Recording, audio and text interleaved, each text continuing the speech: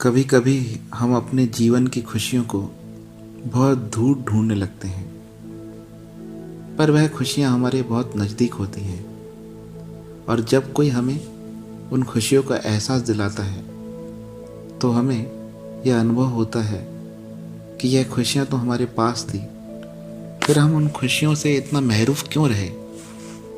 इतना नज़दीक होने के बाद भी हमारा मन इतना उदास क्यों रहा। पर उसका अनुभव तब होता है जब कोई हमें उन खुशियों का एहसास दिलाए। हम अपने सुखों में ही अपनी खुशियाँ ढूंढते हैं, पर हकीकत में अपने सुखी होने पर खुशियाँ नहीं मिलती।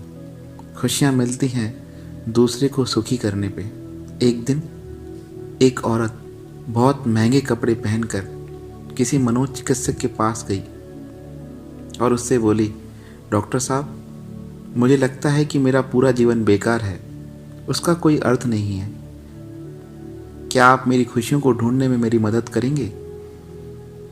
मनोचिकित्सक ने उसकी बात सुनी और तभी उसने अपने हॉस्पिटल में काम करने वाली एक बुजुर्ग महिला को अपने पास बुलाया और उस वृद्ध महिला से कहा, माता जी, यह एक बहुत बड़े परिवार की महिला है, क्या आप इन्हें खुशियों का रास्ता बता सकती हैं?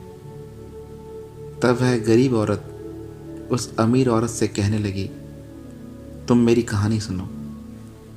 मैं बहुत वृद्ध हूँ और भरी जवानी में मेरे पति गुजर गए और कुछ समय व्यतीत हुआ था कि मेरा छोटा बेटा गुजर गया।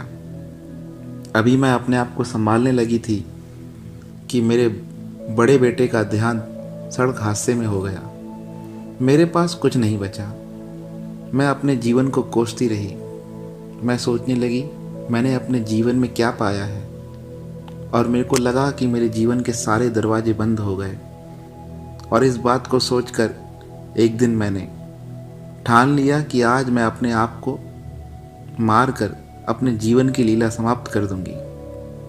और मैं यह सोचकर किसी तालाब के पास गई और उस तालाब में कूदने के लिए, अपनी जान देने के लिए जैसे ही तैयार हुई, तभी एक छोटा बिल्ली का बच्चा मेरे पास आया और वह मेरे पैर चाटने लगा।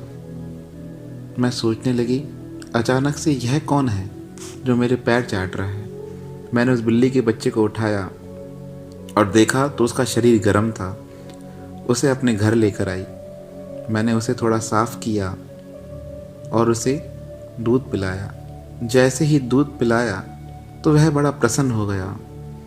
बहुत दिनों तक वह मेरे पास रहा और मैं सोचने लगी, मैं तो मरने गई थी यार, भगवान ने यह कैसी लीला कर दी जो मुझे इस बिल्ली के बच्चे से मिला दिया।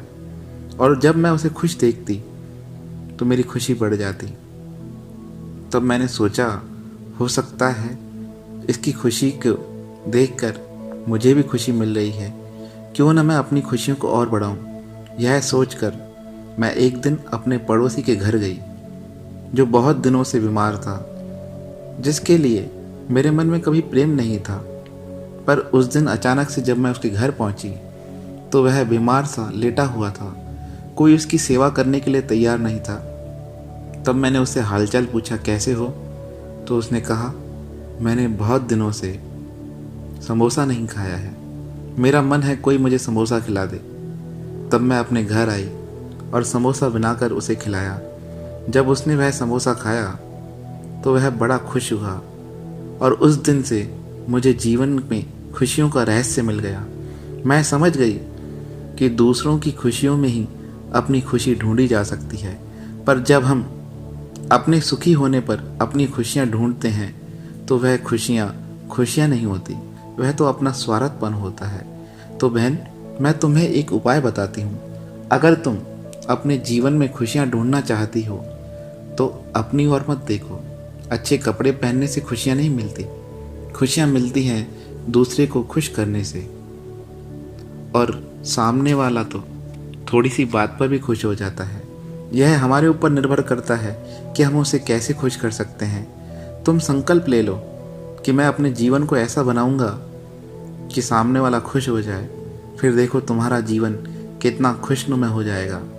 मुस्कुराहट तुम्हारे नज़दीक है, मुस्कुराहट के लिए, मुस्कुराने के लिए तुम्हें दूर जाने की ज़रूरत नहीं। अगर आप एक अध्यापक हैं और जब आप मुस्कुराते हुए कक्षा में प्रवेश करेंगे तो देखिए सारे बच्चों के चेहरे मुस्कुराहट से भर जाएंगे। अगर आप डॉक्टर हैं, मुस्कुराते हुए मरीज का इलाज करेंगे तो मरीज का आश्वासन दुगना हो जाएगा। अगर आप घर पे रहने वाली एक महिला हैं तो हर काम को ऐसे कीजिए कि वह काम आपका है, वह घर आपका है, आपका मन खुशियों से भर जाएगा। अगर आप घर के मुखिया हैं तो घर में ऐसे आइए कि आपको देखकर सारे परिवार का मन प्रसन्न हो जाए, उसे लगे कि कोई अपना आया है जिसे हम अपने दिल का हाल सुना सकते हैं। अगर आप बड़े बिजनेसमैन हैं तो कंपनी में ऐसे जाइए कि कर्मचारी लोग आपको देखकर खुश हो जाएं, उनका प्रेशर कम हो जाए और उन्हें लगे कि इसके आश्रय अगर कोई काम रखा जाएगा तो अवश्य सफल हो जाएगा। अगर आप दुकानदार हैं तो मुस्कुराकर अपने ग्राहक का ऐसे सम्मान कीजिए कि ग्राहक को लगे कि अगर मुझे कुछ सामान लेना है तो यहीं से लेकर जाना है। और कभी सड़क से अनजान आदमी से आपकी मुलाकात हो जाए तो उसे देखकर ऐसे मुस्कुराइए कि सामने वाले को लगे कि यह अनजान नहीं, यह तो मेरा कोई अपना ही है। क्योंकि मुस्कुराहट के पैसे नहीं लगते, ये तो खुशी और संपन्नता की पहचान है। क्योंकि मुस्कुराहट कई चेहरों पर मुस्कान लाएगी। मुस्कुराहट आपके जीवन को दोबारा नहीं मिलेगी। क्रोध में कहा गया आशीर्वाद भी बुरा लगता है और मुस्कुराहट में कहे गए बुरे शब्द भी अच्छे लगते हैं। दुनिया का हर आदमी हंस नहीं सकता है। अगर आप मुस्कुराते हैं तो समझिए परमात्मा की आप पर विशेष कृपा है। अगर आप मुस्कुराते हुए अपने जीवन को व्यतीत करते हैं तो समझिए भगवान की आप पर विशेष कृपा है।